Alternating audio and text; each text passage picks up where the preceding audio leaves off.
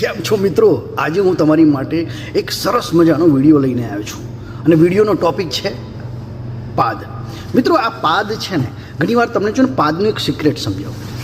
તમારી જે પાદ કરીને એ પાદ લગ્ન પછી કશી જ મેટર નથી કરતી, કારણ કે લગ્ન પછી પત્નીને પતિની ફાટમાં કોઈ ઇન્ટરેસ્ટ હોતો નથી અને પતિને પત્નીની ફાટમાં કોઈ ઇન્ટરેસ્ટ હોતો નથી, કારણ કે એ લોકો લગ્ન પછી એવું જ કહે છે કે આ તો જસ્ટ નેચરલ કોલ છે, બધાને થાય એટલે એક્સેપ્ટ કરી લે. પણ આ પાદ જ્યારે છે ને, તમે સિંગલ હોય છે ને, ત્યારે બહુ ફરક પડે છે.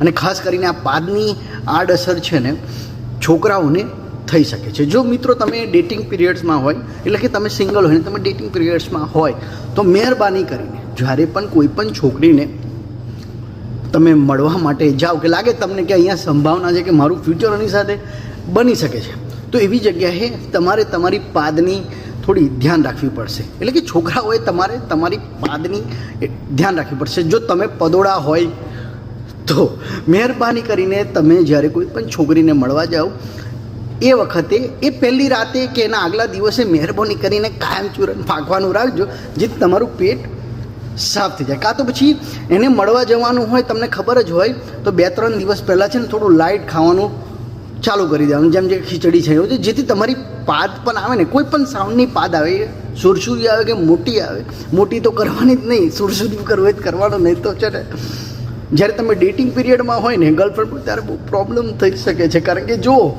ભૂલથી તમે તમારા ડેટિંગ પીરિયડમાં જોરથી ફાટ કરી દીધી અને એ ફાટમાં જો હશે બદબૂ, તો પછી મને લાગે છે તમારું બ્રેકઅપ પાક્કું છે.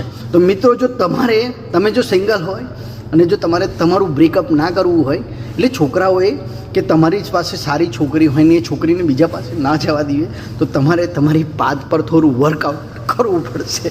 તો મિત્રો, આજની સૂચના છે ને છોકરાઓના હિતમાં જારી છે. અને અહીંયા છે ને છોકરીઓએ પણ બહુ જાજી ખુશ થવાની જરૂર નથી, કારણ કે જેવી રીતે છોકરાઓ પદોળા હોય છે ને, એવી રીતે છોકરીઓ પણ પદોળીઓ હોય છે.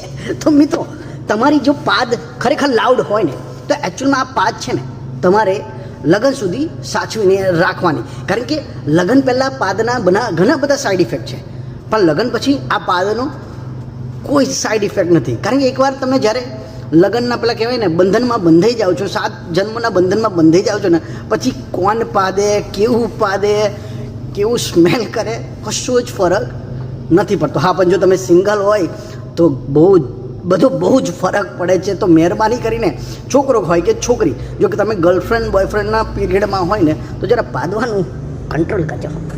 જય શ્રી કૃષ્ણ.